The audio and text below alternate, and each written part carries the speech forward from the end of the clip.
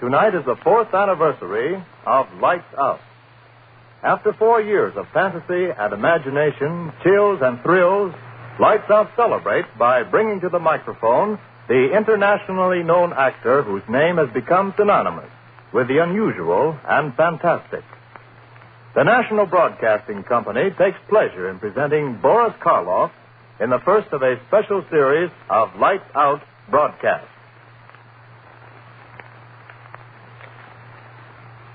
Lights out, everybody.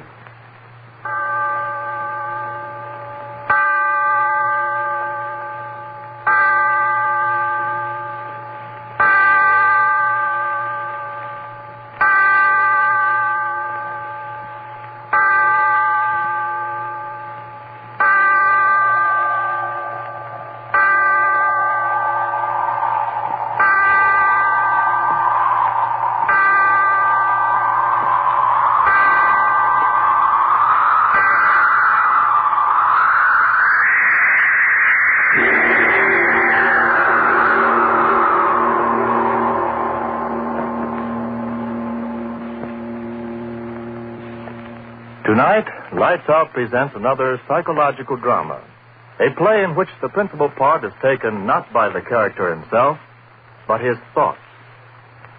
The voice you are about to hear is that of the thoughts of one Darrell Hall, accused murderer, sitting in a courtroom awaiting the return of a jury which is to decide whether he is to live or die.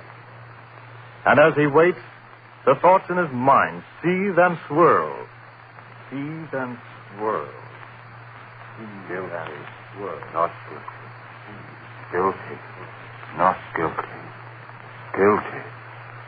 Father in heaven, why don't I stop thinking those words? Words those jurymen are saying. He's guilty. He's not guilty. He's guilty. Not guilty. Guilty. Not guilty. No, I've got to stop thinking of what's going on in that room. The jurymen. I've got to stop thinking of them. I've got to keep my head clear. I've got to figure things out. When did all this start? Yes, I remember. That night, Wayne and I were sitting in my room talking about dreams. I remember he said... Oh, come on, Darrell. Don't expect me to believe that one. Well, I'm certainly telling you the truth. A fellow with your imagination wasting his time teaching biology to a bunch of co-ed nitwits. No, sir, you should be writing fiction. I assure you, my dear Wayne, I've told you the truth. You're really serious? Of course I am. You actually mean that in all your life you've never had a dream? Never. Not even when you were a child? To my knowledge, I've never had a dream in all my life. Well, how do you like that? I like it very well. I close my eyes, oblivion, and then I wake up. No nightmare hangovers for me, Peggy. Now, wait a minute, Darrell. Let me get this straight. You mean you've never even had a dream after, eating a Welsh rarebit at midnight or surrounding a dozen green apples or anything like that? Believe me, Wayne, I've never had a dream of any shape, form, or description in all my life. A dream to me is just a word. Something that happens to other people, but not to me. But everyone must dream. Well, perhaps. But it just so happens that my subconscious doesn't work that way. I tell you again, I have never dreamt. Well, what do you know about that? Just unbelievable, I tell you, unbelievable. Yes, that's what he said. Unbelievable. It was unbelievable that I'd never dreamt. And then after a while he went away and left me there. It was early evening. But I remember that somehow, strangely, I was very tired. I sat down in the easy chair. Oh, I was so tired. I closed my eyes. I slept. And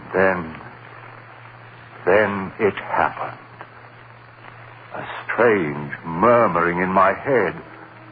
Yes, that's how it started. A murmuring as if in warning. And then in the darkness around me, strange faces lifting and falling. White faces. Faces without hope. Their eyes full of horror. Their white, bloodless lips pleading wordlessly in a way that made the heart in me cry out in pity. And knew I was asleep and dreaming. Yes, dreaming for the first time in my life. And these faces I was seeing were things out of a dream. And even as I knew that, the dream was gone. Blackness. And yet I knew that I was still asleep. And I had a terrible feeling of foreboding, of a horror to come in that dream. What? How? I didn't know. But I wanted to stop sleeping. I wanted to open my eyes quickly before. And then I saw her moving slowly toward me out of the darkness that was my dream. At first, a white, wraith-like thing. And then I saw it was a woman. Yes, the body of a woman, but the face. Father in heaven, that face. Gross, unclean, thick, bestial brows, wrinkles of venery, the lecherous writhing of thin crimson lips that lifted from teeth, white and pointed, and flecked with blood. Yes, a glorious body, and a face from hell. Closer, closer to me. And then she spoke one word. Kill. Yes, that's what she said. Kill. And as she said it, she moved closer. Her hands went out, her eyes. In my dream, I screamed.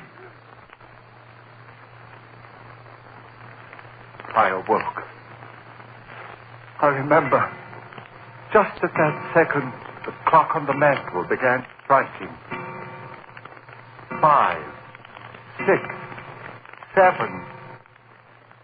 Thankfully, I counted each chime, since the hearing of it meant that I was awake out of the horror of that dream.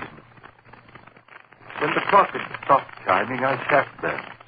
My one thought was, if this be dreaming, let me never dream again. I heard a sound. What was that? I sat still, afraid to move. And then I laughed. It was my own heart, still pounding with fright at what I'd seen in my first dream. Oh, why do I sit here thinking of what has been? The jury in there, they've got to hang me. Free him. They've got to hang me. Guilty. Hang him. Free him. No, I mustn't think of them. Better to keep my thoughts on how it all started. Better to figure things out. Where was I? Ah, yes. Sitting there, listening to the beating of my heart, thinking of the horror of that dream. And then, suddenly, that strange, wordless murmur I had heard in my dream was whispering in my head again.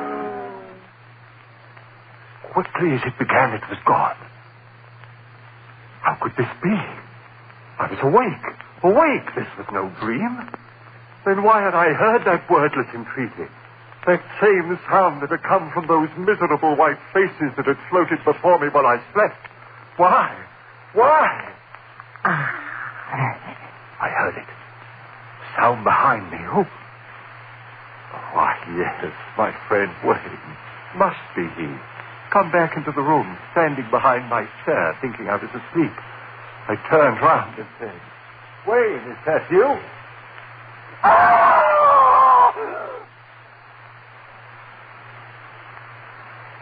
Yes, I screamed.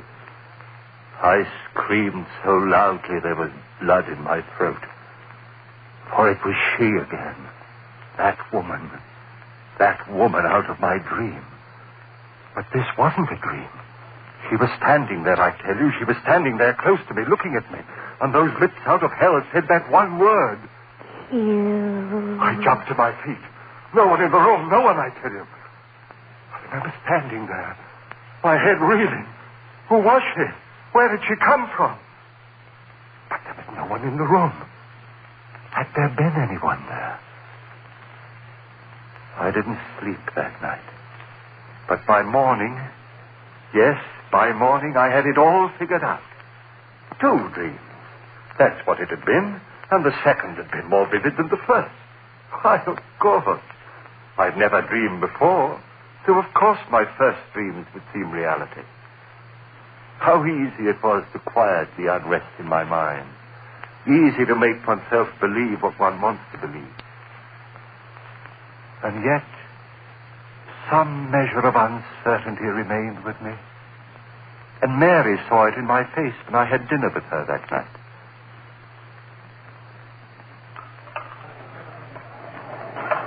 Darrell, do you mind if I ask you something? What a question. Of course not. Is there something wrong? What do you mean with the dinner? Well, you know, this is my favorite restaurant. With you, dear. Has something gone wrong at the university? Why do you ask that? The worry in your eyes. Oh. What is it, dear? Oh, it's nothing. It's nothing important. You changed your mind about loving me? Mary. Then tell me what it is, please. All right. It's really nothing to concern yourself over. Just a dream. Dream? Darrell, you dreamed. Yes.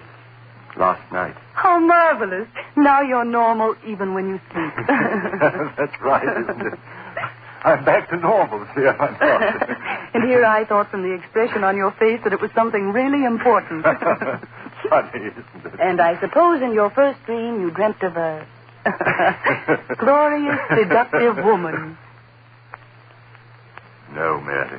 Ah. Did you have a nightmare? If you don't mind, let's not talk about it anymore. Shall we have our dessert now? Now, I suggest the hot green apple pie with cheese. Darrell, was it as bad as all that? Horrible. Oh, that's cruel. Your very first dream, an unhappy one. Oh, well, I'm sure that if you dream again, you've more interesting times ahead. Oh, Darrell, look at the time. 7:01, and we promised the Armstrongs we'd pick them up at 7:15. Darrell, what is it? Your face. Do you hear it? Hear what? You do hear it, don't you? The voices. Voices? Darrell, what are you talking about? Why, the people in this restaurant are most well behaved. Gone. Just the way it was before. Darrell, please, if this is a joke, please tell it to me. Darrell, what is it? What are you staring at? What's behind my chair? What's there, Darrell? Tell me what you see. Darrell, the table. Why did you throw over the table? Darrell, what is it? What is it? Why did you scream like that? What's the matter with you,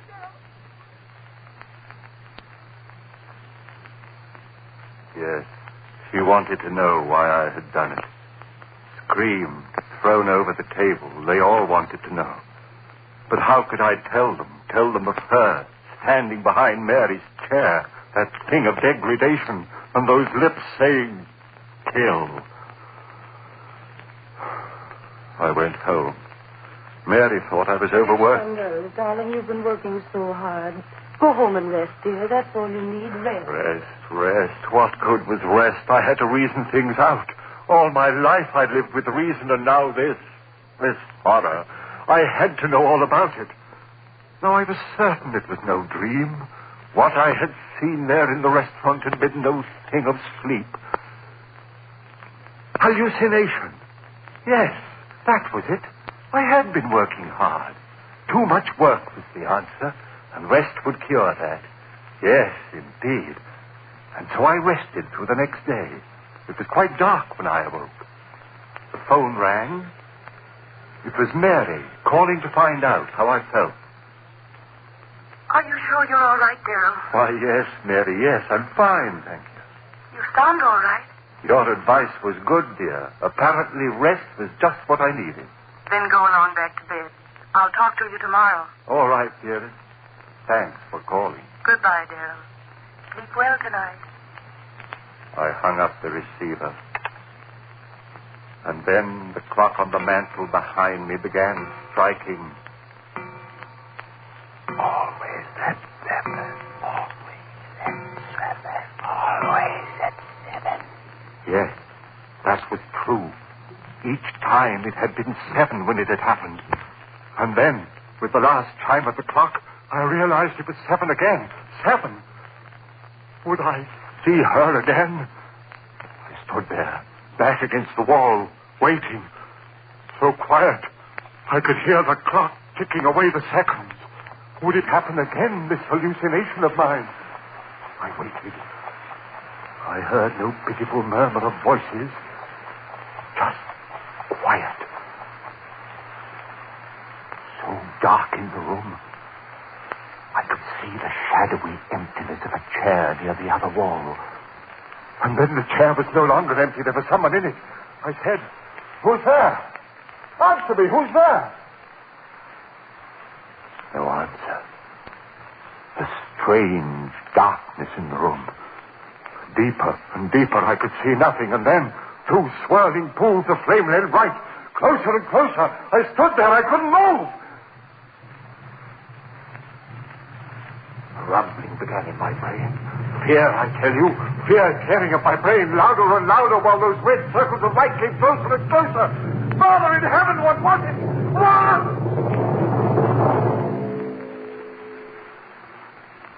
And then I knew it was her eyes burning close into mine, into the brain of me, pounding one thought into me. Kill, kill, kill, kill. Why did she say that? Why? Kill whom? Why should I kill? Why should I kill? If I had known then.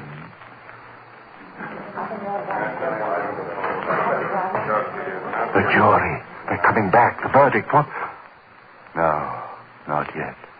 Still out. Oh, they've got to find me guilty. I've got to hang. I've got to. If I live. Oh, but I mustn't think of that. I must think of what happened. Where was I? Oh, yes. That woman. Her eyes pounding that word into me, and then gone again. But this was no dream. Then what?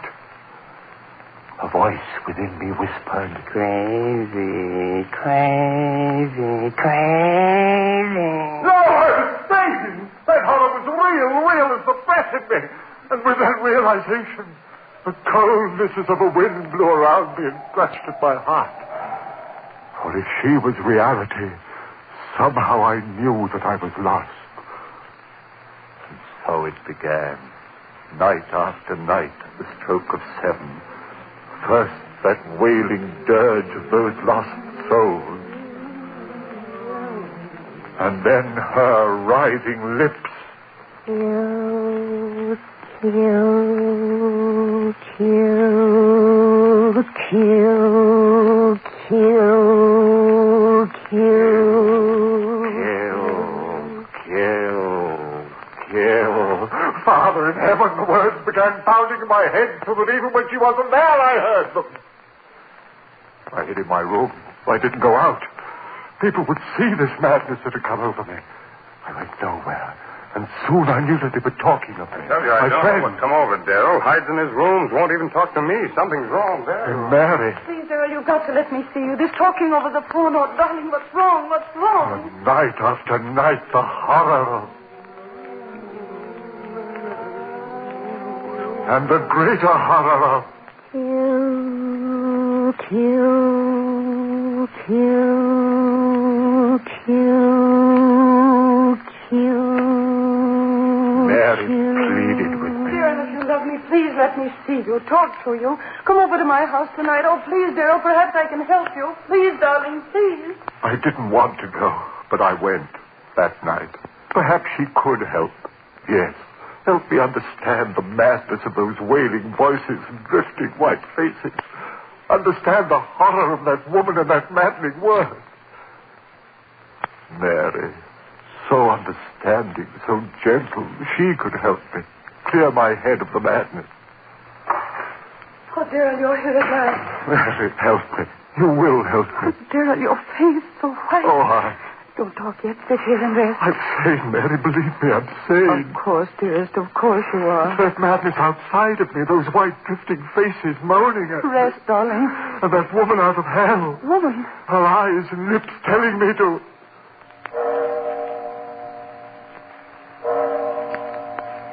The time. The time. What time is it? It's 7. Darrell, what is it? I've lost track. I've got to get out of here. Darrell, don't. Wait, don't go. Too late. Daryl, what is it? Too late. Late. You hear them, don't you, Mary? I'll go call a doctor. Listen to them. Their voices are so loud tonight. Listen, Mary. Daryl, don't. There's no one here. You hear them? You must hear them. What are they saying? Louder and louder, trying to tell me something. What are you saying, you out there? What are you telling me? Daryl, stop! They're gone. Faces, voices, gone. Now she'll be here. Oh, Daryl, please, you're frightening me.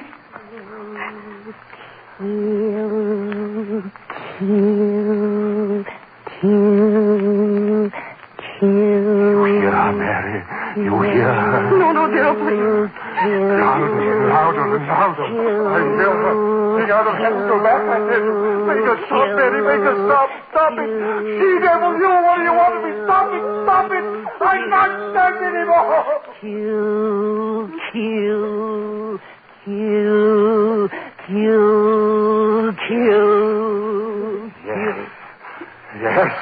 Yes. Go away. Go away and I'll kill. Daryl, don't! Oh, my neck. Choking me. Daryl, no. Kill.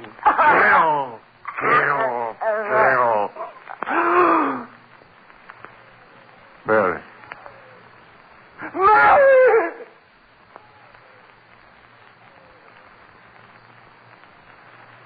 Yes. I had killed her. My sweet, gentle little Mary. Killed her with my own hand. I opened my hand. She fell to the floor. I went out into the street.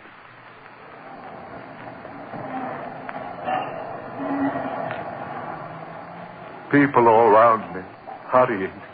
I was in no hurry. What that woman had wanted, I had done.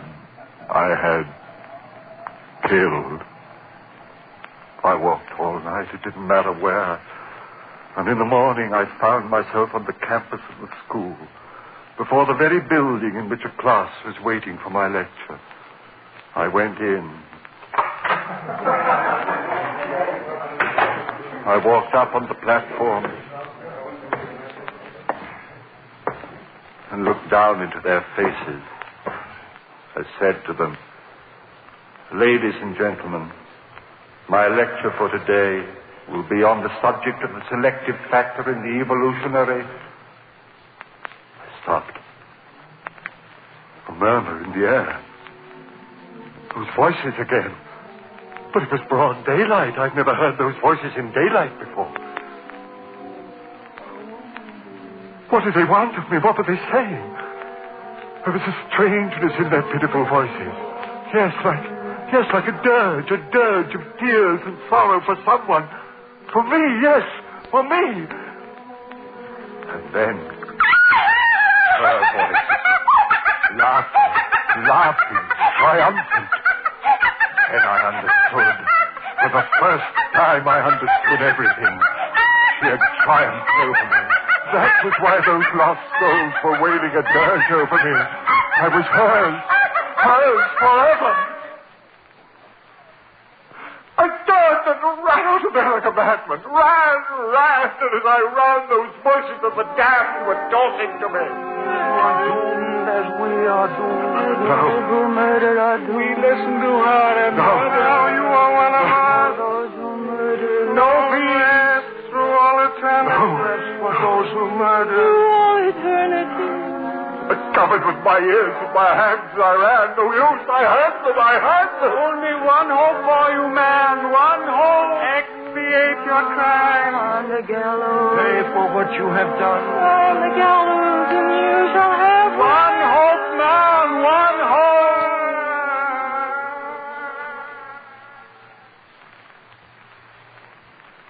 So that was it. My one hope. If I paid society for my crime, she would fail. I would be free of her, that thing, that essence of evil, that siren who called men to murder so that their souls would be slaves to her for all eternity. Yes, I'd pay for my crime. I ran on, back to Mary's house. Yes, I'd pay it gladly with my life to have the peace of the rest of oblivion. I went back into the house. Yes, Mary was lying there, cold. I lifted her. Those same hands that had crushed the life out of her lifted her and carried her out into the sun. My eyes were so filled with tears that I could hardly see where I walked. People began milling about me. He's got a woman in his arms. Well, where's he carrying her? She must have fainted. No, look, she's dead. What? Who killed her? Hey, mister, who killed her? I did. Who killed her? I killed her. With my own hands, I killed her. And please, I want to die for her.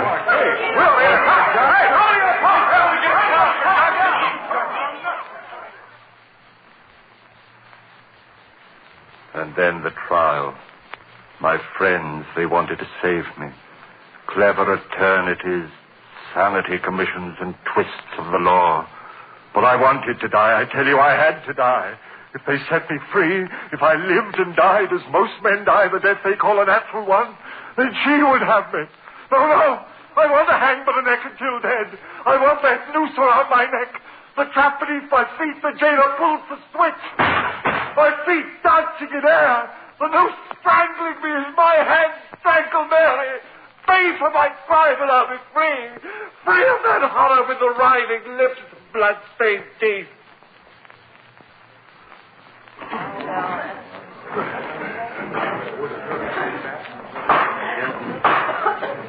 All in the court. All in the court. The jury.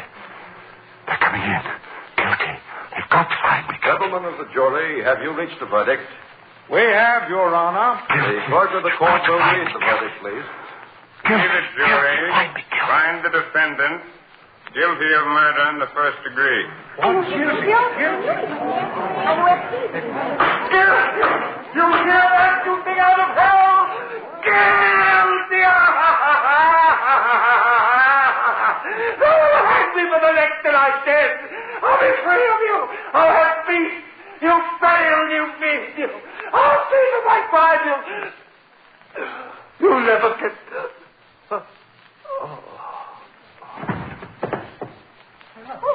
What's the mean? He's fainted. Hey, stand back, everybody.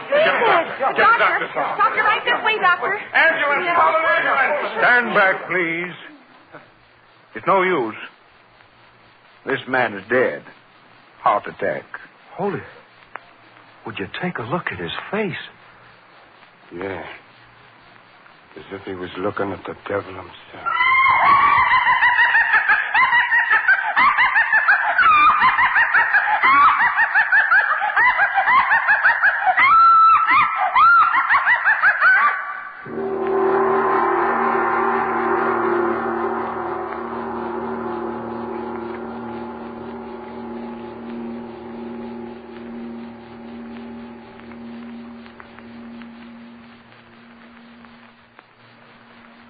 Ladies and gentlemen, you have just heard the first play in a special series commemorating the 4th anniversary of Lights Out and starring Boris Karloff. Next week, Mr. Karloff will appear in another new air drama by Arch Oboler, a play suggested by the Sibelius musical composition, Waltz Triste. It is a story of death and a revenge beyond death. Listen to Lights Out with Boris Karloff.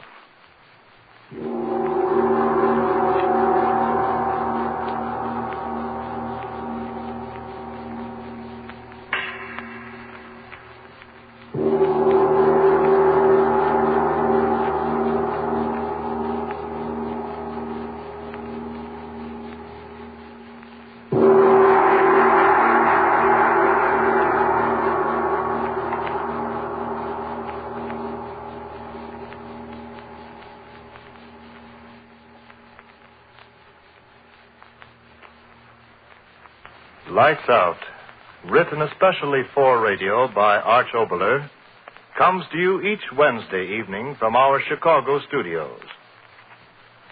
This is the National Broadcasting Company.